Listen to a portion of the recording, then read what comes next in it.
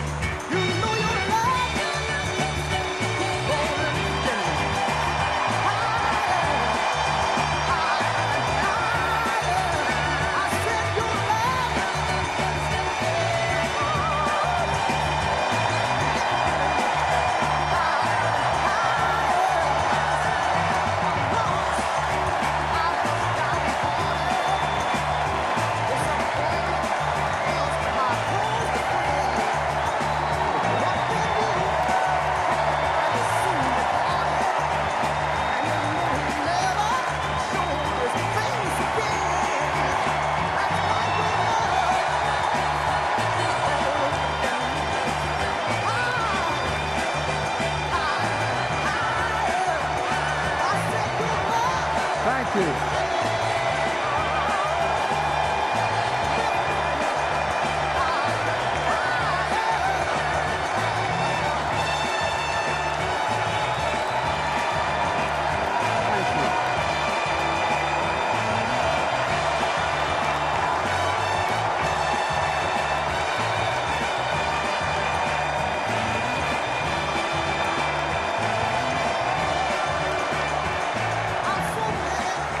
Thank you, thank you, thank you.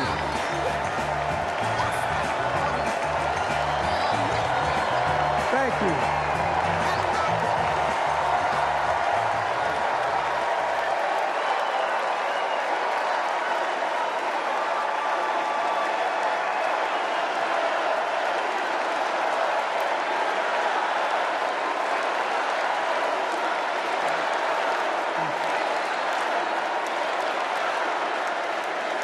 Thank you, thank you, thank you.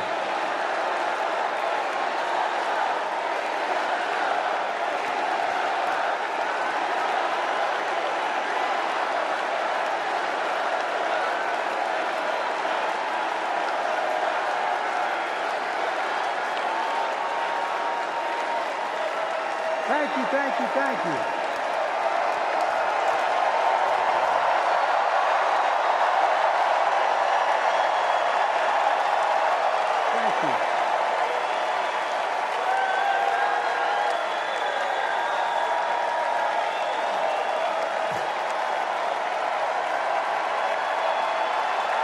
Thank you.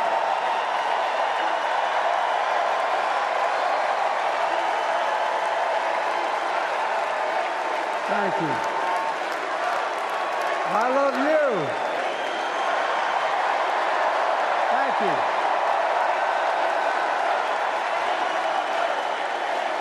Thank you, thank you, thank you.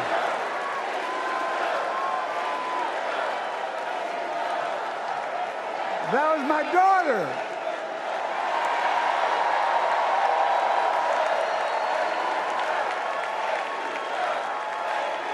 Thank you.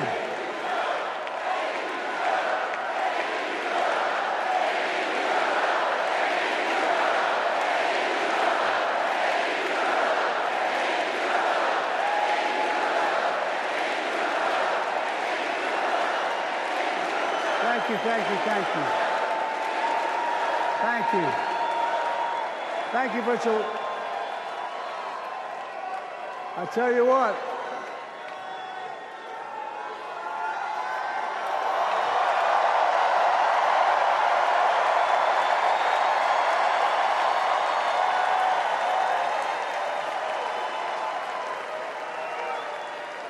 To my dearest daughter, Ashley, God love you, you're incredible.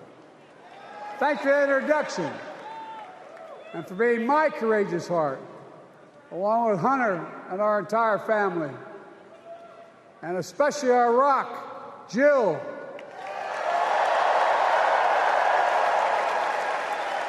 who, as those of you who know us, she still leaves me both breathless and speechless. Everybody knows her. I love her more than she loves me. She walks down the stairs, and I still get that going, boom, boom, boom. Y'all will know me. No, I'm not kidding. Let's give a special round of applause to our First Lady, Jill Biden.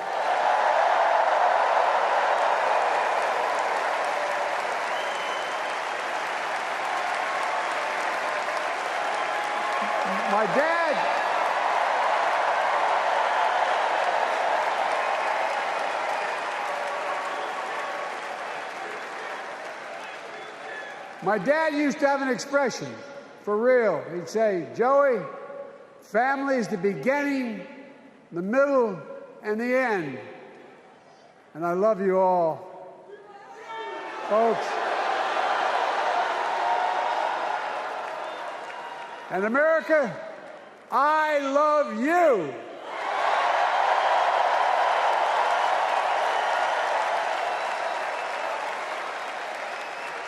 Folks, let me ask you.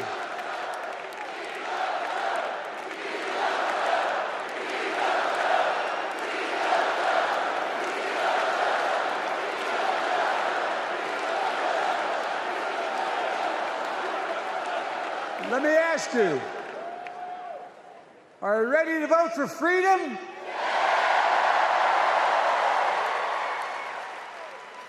Are you ready to vote for democracy and for America? Let me ask you, are you ready to elect Kamala Harris and Tim Walz, President and Vice President of the United States?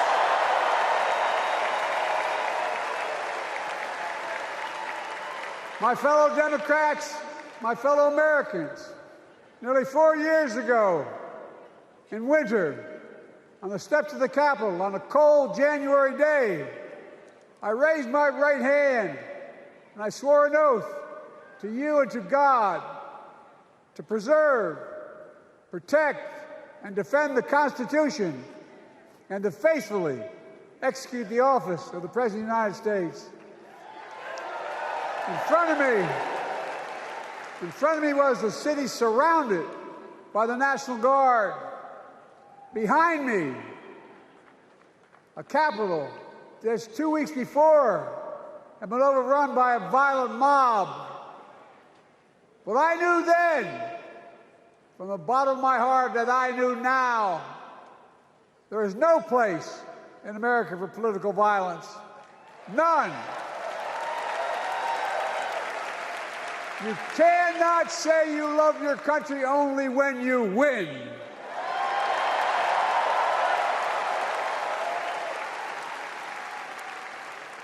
In that moment, I wasn't looking to the past. I was looking to the future. I spoke of the work at hand, the moment we had to meet. It was, as I told you then, a winter of peril and possibility. Of peril and possibility.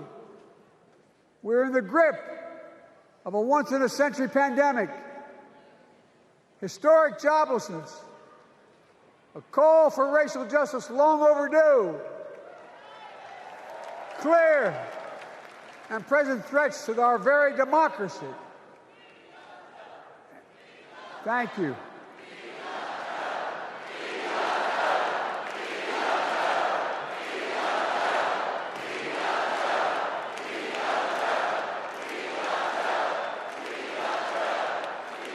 And yet I believed then, and I believe now, that progress was and is possible. Justice is achievable. And our best days are not behind us, they're before us.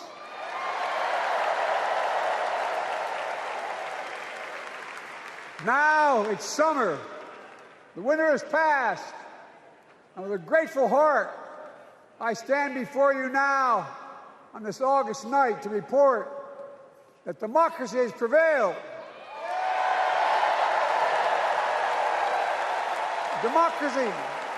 Democracy has delivered. And now democracy must be preserved.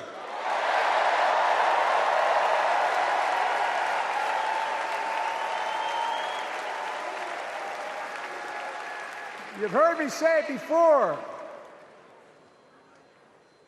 We're facing an inflection point.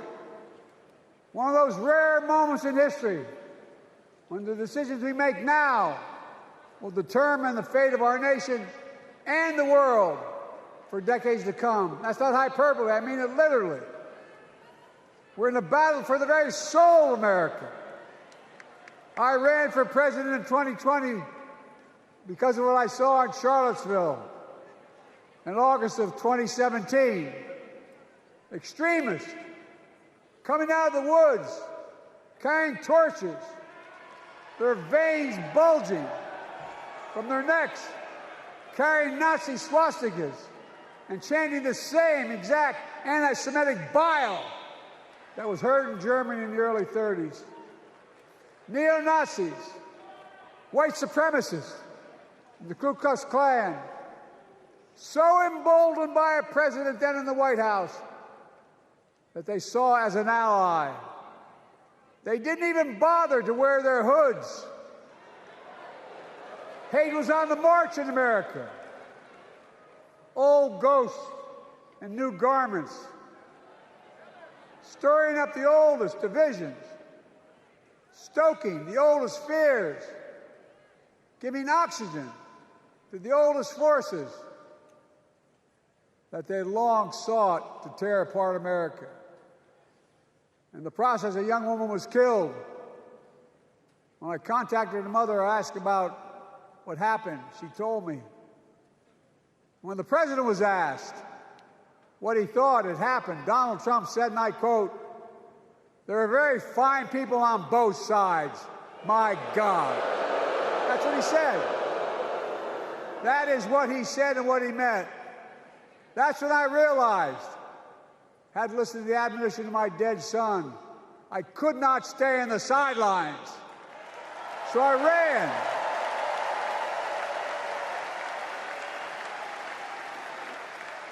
Because I had no intention of running again.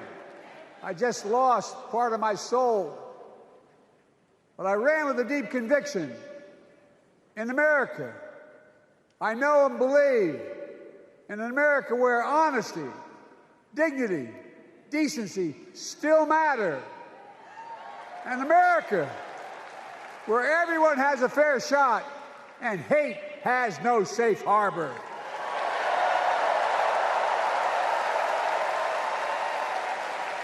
An America where the fundamental creed of this nation, that all of us are created equal, is still very much alive.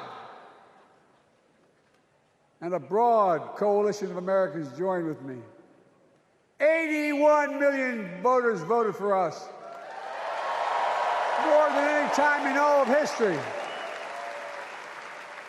Because of all of you in this room and others, we came together in 2020 to save democracy.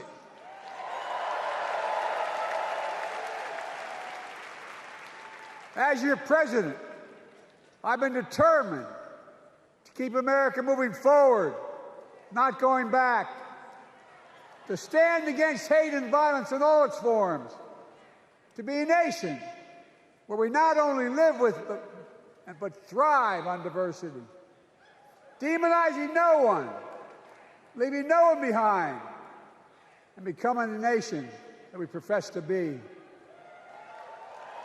I also ran to rebuild the backbone of America, the middle class.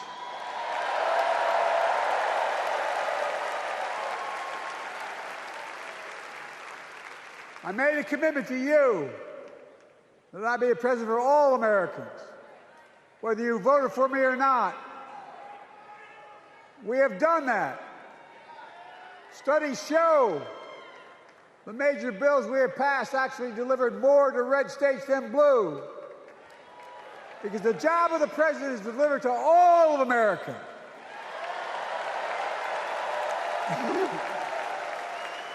Because of you, and I'm not exaggerating, because of you, We've had one of the most extraordinary 4 years of progress ever, period. When I say we, I mean Kamala and me. Just think about it. COVID no longer controls our lives. We've gone from economic crisis to the strongest economy in the entire world. Record 16 million new jobs. Record small business growth. Record high stock market. Record high 401ks. Wages up and inflation down, way down, and continuing to go down.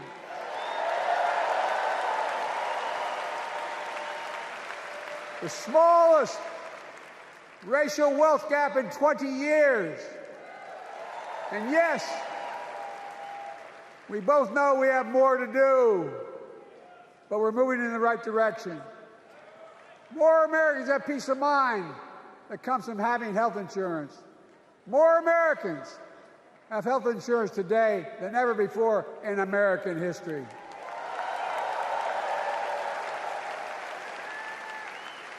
And after, as a young senator beginning to fight for 50 years to give Medicare the power to negotiate lower prescription drug prices, we finally beat Big Pharma.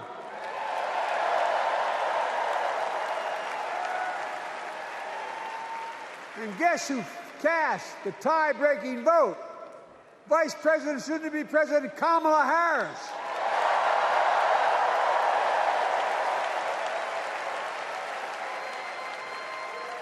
And now it's the law of the land.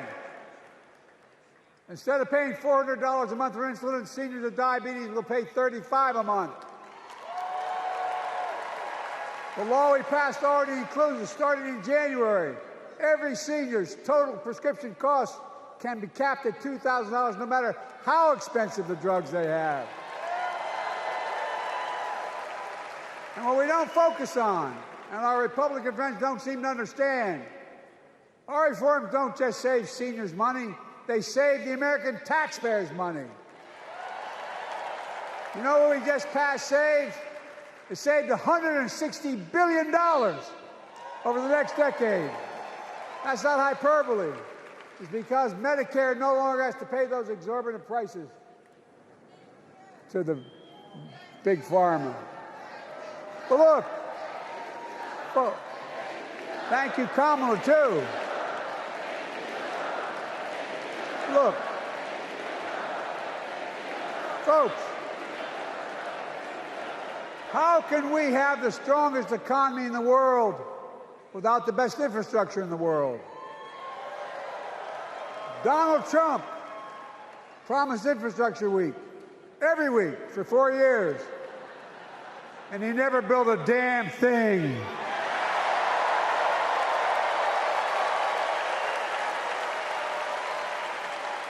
But now, because of what Kamala and I have done, remember we were told we couldn't get it done. Remember when we came into office, we couldn't get anything passed? But right now, we're giving America an infrastructure decade, not week.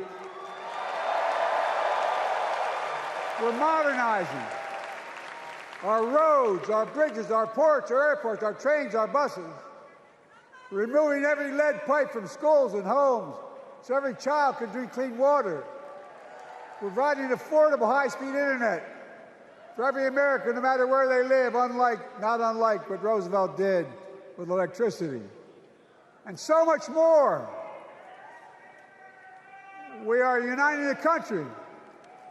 We're growing our economy. We're improving our quality of life. And we're building a better America.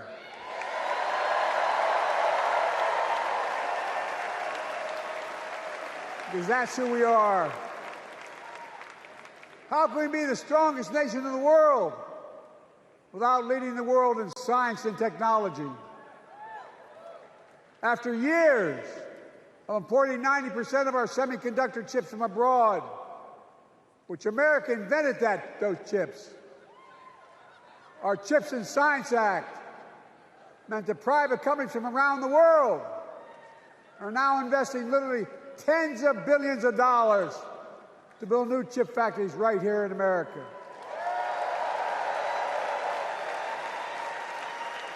And over that period, they'll create tens of thousands of jobs. And many of those jobs in the so-called fabs, the buildings that make the chips, that's being constructed now. And guess what? The average salary in those fabs, size of a football field, will be over $100,000 a year, and you don't need a college degree.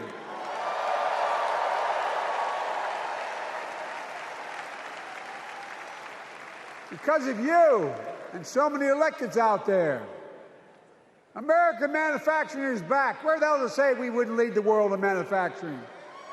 800,000 new manufacturing jobs.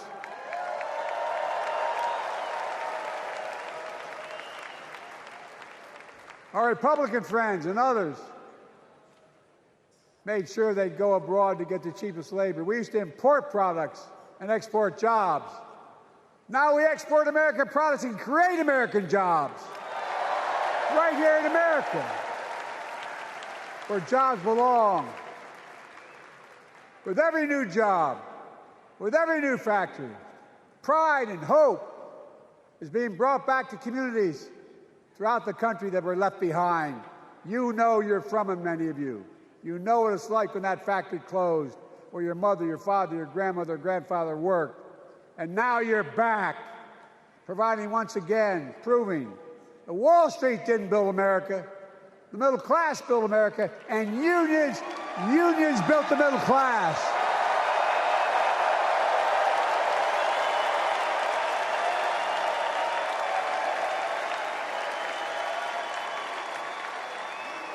It's been my view since I came to the Senate. And that's why I'm proud to have been the first president to walk a picket line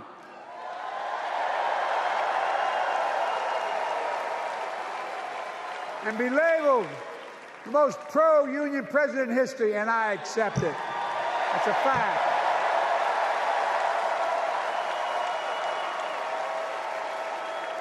Because when unions do well, we all do well.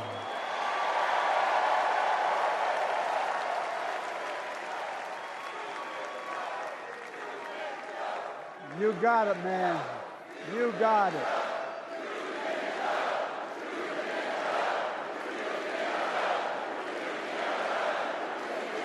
I agree. I'm proud.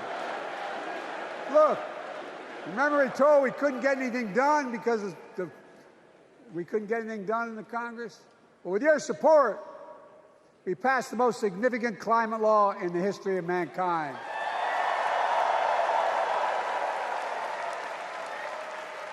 Over $370 billion. Cutting carbon emissions in half by 2030. Launching a climate corps, similar to AmeriCorps and Peace Corps, creating tens of thousands of jobs for young people of the future who are going to make sure this continues.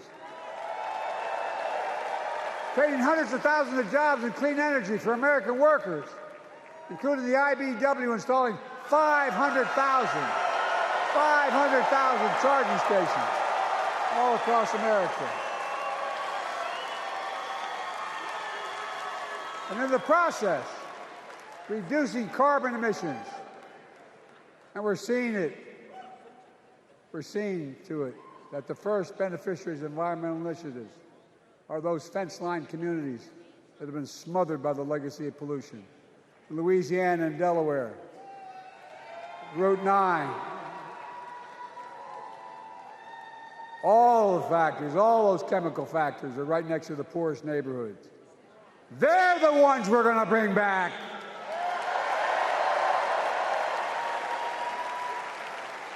And how? How can we be the greatest nation in the world without the best education system in the world? Donald Trump and the Republican friends, they not only can't think, they can't read very well. Seriously, think about it. Look at their Project 2025. They want to do away with the Department of Education. Well, during the pandemic, Kamala and I helped states and cities get back their schools back open. And we gave public school teachers a raise.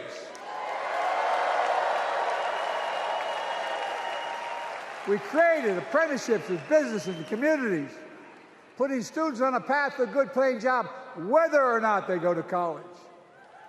And by the way, we're making college a hell of a lot more affordable. Increasing Pell Grants by $900. Over $15 billion to HBCUs. Minority service education, including Hispanic institutions and tribal colleges. We kept our commitment to provide more student relief than ever by lifting the burden of helping millions of families so they can get married, start a family, buy a home, and begin to build family wealth and contribute to the community and grow our economy. It's not costing us, it's creating more wealth. We've fundamentally transformed how our economy grows, from the middle out and the bottom up instead of the top down.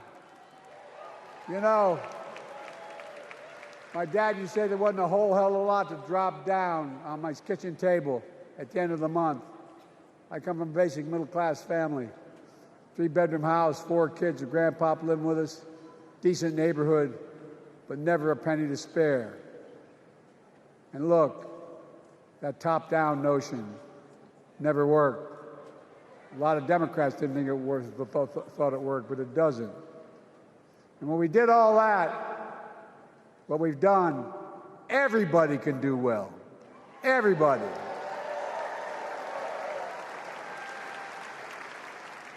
Donald Trump calls America a failing nation. No, I'm serious. But think about this. Think about this. He publicly says to the whole world, I'm going to say something outrageous. I know more foreign leaders by their first names and know them well than anybody alive. Just because I'm so damn old. But I'm not joking.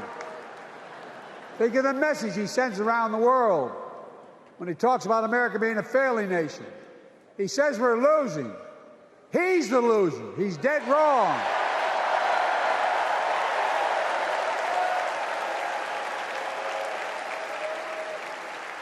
Many of you are very successful people who travel the world. Name me a country in the world that doesn't think we're the leading nation in the world. Without America, not a joke, think about it. I'm being literal. Who could lead the world other than the United States of America? Well, guess what? America's winning, and the world's better off for it. America's more prosperous, and Americans are safer today than under Donald Trump. Trump continues to lie about crime in America, like everything else. Guess what? On his watch, the murder rate went up 30%, the biggest increase in history. Meanwhile, we made the largest investment, Kamala and I, in public safety ever. Now, the murder rate is falling faster than any time in history. Violent crime has dropped to the lowest level in more than 50 years. And crime will keep coming down when we put a prosecutor in the Oval Office instead of a convicted felon.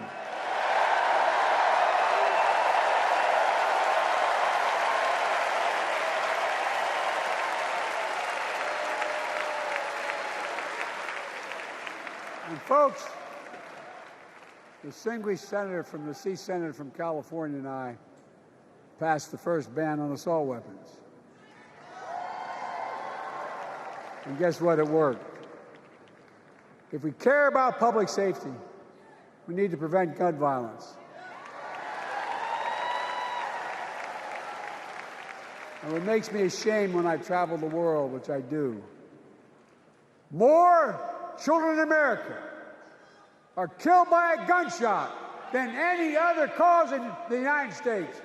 More die from a bullet than cancer, accidents, or anything else in the United States of America. My God.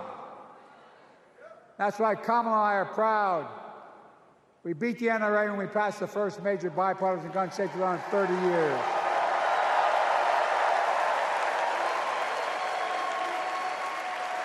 I'm serious. That comes from here. And now it's time to ban assault weapons again. And demand universal background checks.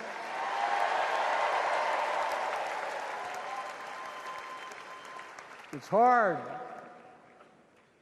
I never thought I'd stand before a crowd of Democrats and refer to a president as a liar so many times. No, I'm not trying to be funny. It's sad. Trump continues to lie about the border. Here's what he won't tell you. Trump killed the strongest bipartisan border deal in the history of the United States that we negotiated with the Senate Republicans. It took 4 weeks. Once it passed, and they acknowledged the most expansive border change in American history, he called senators to say, don't support the bipartisan bill, because he said it would help me politically and hurt him politically. My God. No, I'm serious. Think about it. Not a joke. Ask even the press who doesn't like me. They'll tell you that's true. Typically, Trump, once again, putting himself first and America last. Then I had to take executive action. The result of the executive action I took, border encounters have dropped over 50%. In fact, there are fewer border crossings today than when Donald Trump left office. And unlike Trump, we will not demonize immigrants, saying they're the poison of blood of America, poison the blood of our country. Kamala and I are committed to strengthening legal immigration, including protecting dreamers and more.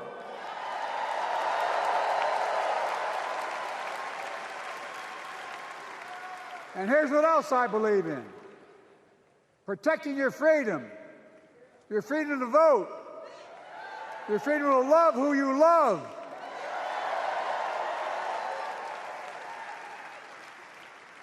And your freedom to choose.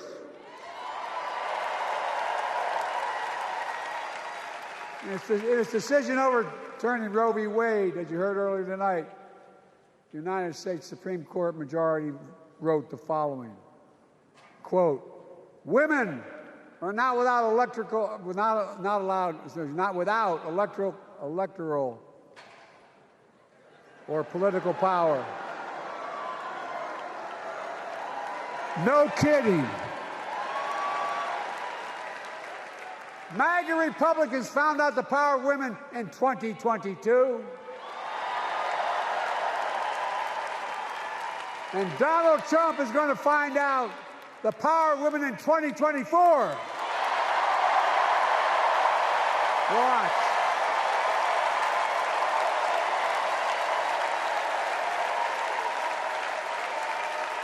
And where Trump and his MAGA Republican right-wingers seek to erase history, we Democrats continue to write history and make more history. I'm proud to have kept my commitment to appoint the first black woman in the United States Supreme Court.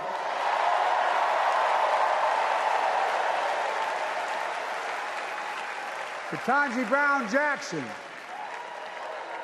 a symbol for every young woman in America that you can do anything. I'm proud that I've kept my commitment to have an administration that looks like America and that taps in to the full talent of our nation. The most diverse cabinet in history, including the first black woman of South Asian descent to serve as vice president. And will soon serve as the 47th president of the United States.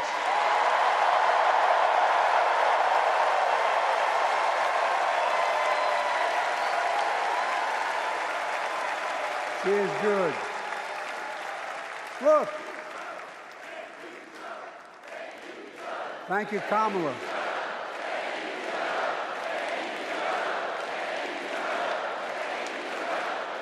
Folks, I've long said we have many obligations as a nation. But I got in trouble years ago for saying I'd make no apologies. We have only one truly sacred obligation: to prepare and equip those we send to war and care for them and their families when they come home and when they don't. That's why I'm so proud to have written and signed the PACT Act, one of the most significant laws ever, helping veterans and their families exposed to toxic materials like burn pits and Agent Orange. I was around during the Vietnam War. It's hard. Nobody was able to prove that their illness was a consequence of Agent Orange. And no one was able to prove initially that because they lived in burn pits like my son lived next to in Iraq for a year, that is the cause of their illness. But because of the PACT Act, a surviving spouse with 2 children is now eligible for a stipend of about $3,000 a month. And those children who lost a parent are eligible for tuition benefits to go to college and to get job training. It's already helping over 1 million veterans and their families just so far. Well, I love them, and I'm so proud of my son's service. We get it. But guess who doesn't get it and doesn't respect our veterans? We know from his own Chief of Staff, the 4-star General John Kelly, that Trump, when in Europe, would not go to the grave sites in France. The brave service members who gave their lives to this country. He called them suckers and losers. Who in the hell does he think he is? Who does he think he is? There's no words for a person. They are not the words of a person not worthy of being commander-in-chief. Period. Not then, not now, and not ever. I mean that. I mean that from the bottom of my heart.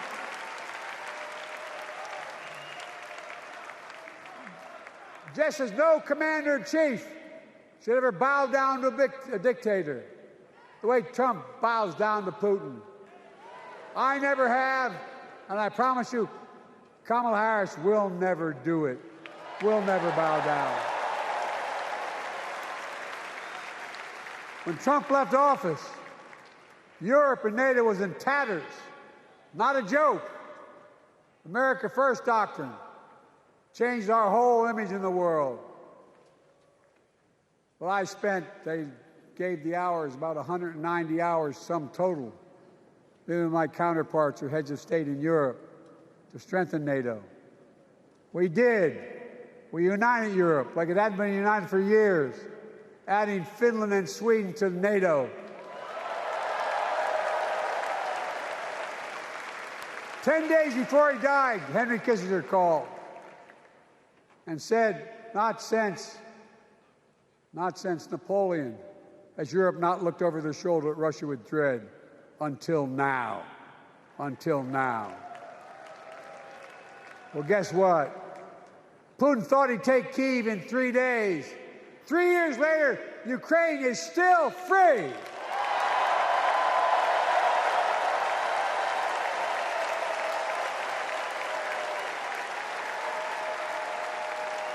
When I came to office, the conventional wisdom was that China would inevitably surpass the United States. They haven't noticed. No one's saying that now.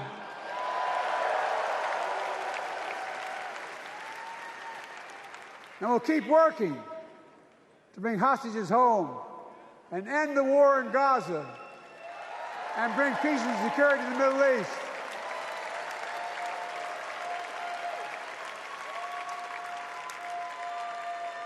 As you know, I wrote a peace treaty for Gaza. A few days ago, I put forward a proposal that brought us closer to doing that than we've done since October 7th. We're working around the clock, my Secretary of State, to prevent a wider war and reunite hostages with their families and surge humanitarian health and food assistance into Gaza now. To end the civilian suffering of the Palestinian people. And finally deliver a ceasefire and end this war.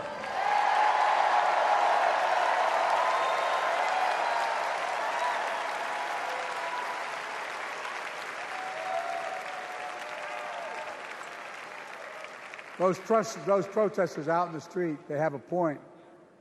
A lot of innocent people are being killed on both sides. Just as we worked around the clock to bring home wrongfully detained Americans and others from Russia in one of the most complicated swaps in history, but they're home. Kamala and I are going to keep working to bring all Americans wrongfully detained around the world home. I mean it. Folks, I've got 5 months left in my presidency. I've got a lot to do. I intend to get it done.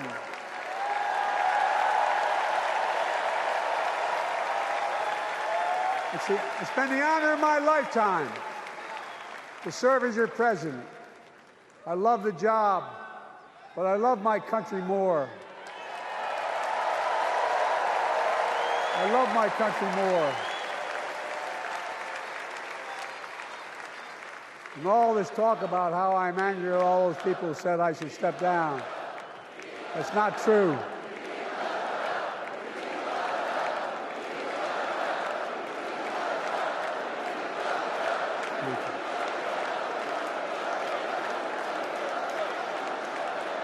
I love my country more, and we need to preserve our democracy. In 2024, we need you to vote. We need you to keep the Senate. We need you to win back the House of Representatives. And above all, we need you to beat Donald Trump.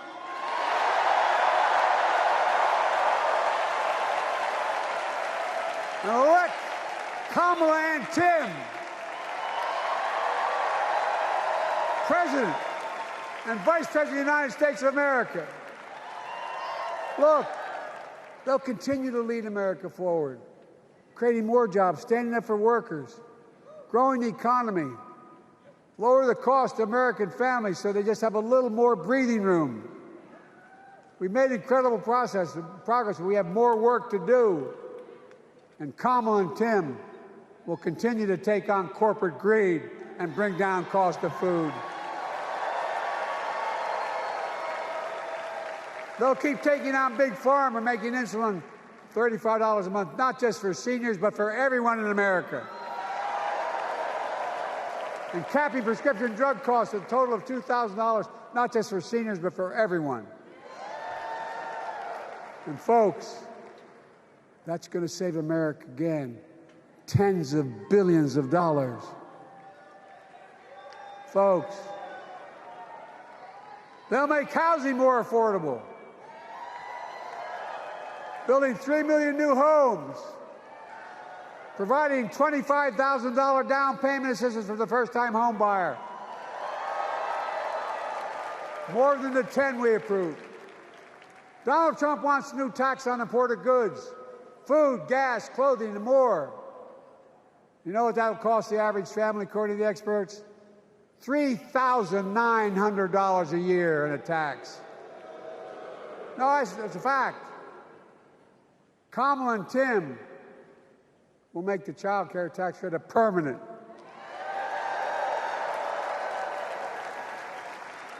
Lifting millions of children out of poverty and helping millions of families get ahead. But you know what Trump has? He created the largest debt any president had in 4 years with his $2 trillion tax cut for the wealthy. Well, Trump has a new plan. He wants to provide a $5 billion tax cut for corporations and the very wealthy. Read it. Put us further in debt. And folks, you know we have 1,000 billionaires in America. You know what their average tax rate they pay? 8.2%.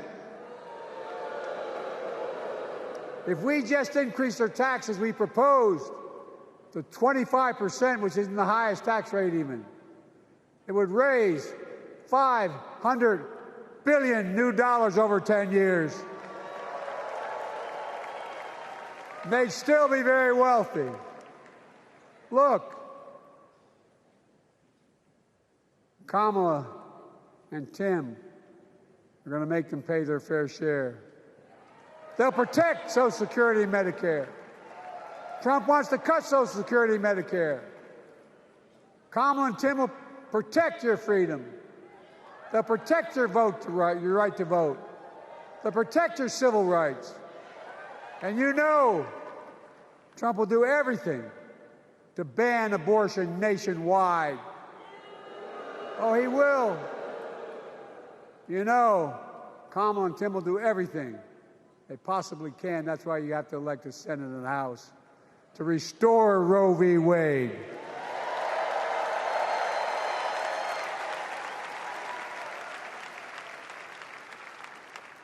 The ancient Greeks taught us that character is destiny. Character is destiny. For me and Jill, we know Kamala and Doug are people of character. It's been our honor to serve alongside them. And we know that Tim and Gwen Waltz are also people of great character. Selecting Kamala was the very first decision I made when I became our nominee. And it was the best decision I made my whole career.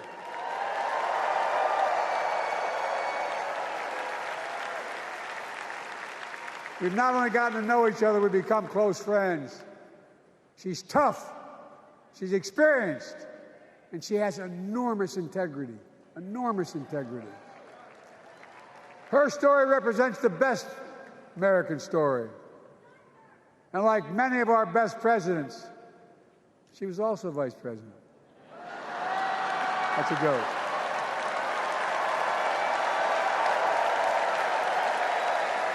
But she'll be a president our children can look up to.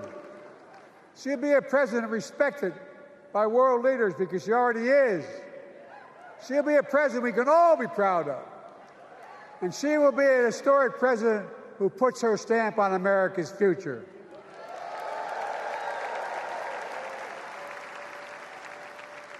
This will be the first presidential election since January 6th. On that day, we almost lost everything about who we are as a country. And that threat, this is not hyperbole, that threat is still very much alive. Donald Trump says he will refuse to accept the election result if he loses again. Think about that. He means it. Think about that. He's promising a bloodbath if he loses, in his words. And that he'll be a dictator on day one, in his own words. By the way, this sucker means it. No, I'm not joking. Think about it. Anybody else said that in the past, you'd think he was crazy. He is crazy, but you'd think it was an exaggeration, but he means it. We can't let that happen. Folks, all of us carry a special obligation. Independents, Republicans, Democrats. We saved democracy in 2020, and now we must save it again in 2024.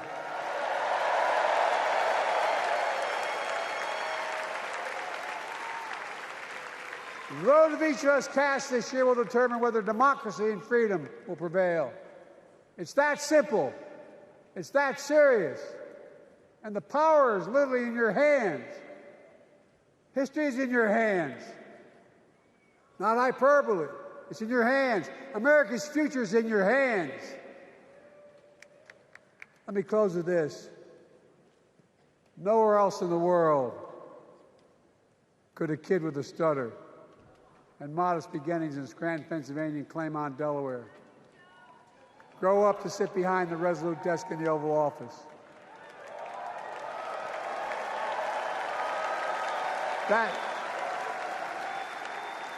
That's because America is and always has been a nation of possibilities. Possibilities. We must never lose that. Never. Kamala and Tim understand that this nation must continue to be a place of possibilities, not just for the few of us, but for all of us. But join me in promising your whole heart to this effort, and where my heart will be. I promise I'll be the best volunteer Harrison Walsh has Cam ever seen.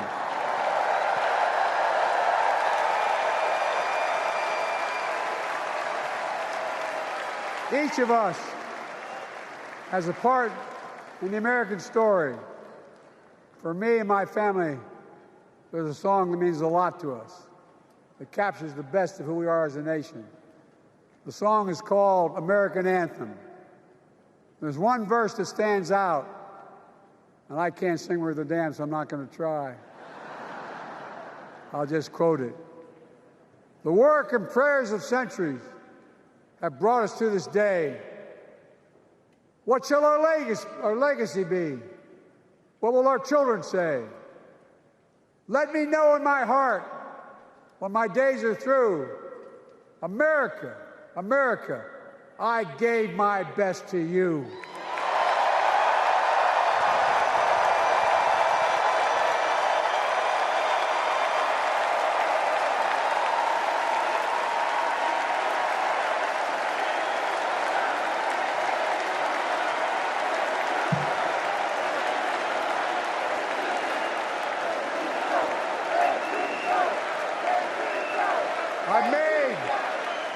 I've made a lot of mistakes in my career, but I gave my best to you. For 50 years, like many of you, I've given my heart and soul to our nation. And I've been blessed a million times in return with the support of the American people. I've either been too young to be in the Senate because I wasn't 30 yet, and too old to stay as president. But I hope you know how grateful I am to all of you. I can honestly say, and I mean this in the bottom, give you my word as a Biden, I can honestly say I'm more optimistic about the future than I was when I was elected as a 29-year-old United States Senator. I mean it. Folks, we just have to remember who we are. We're the United States of America.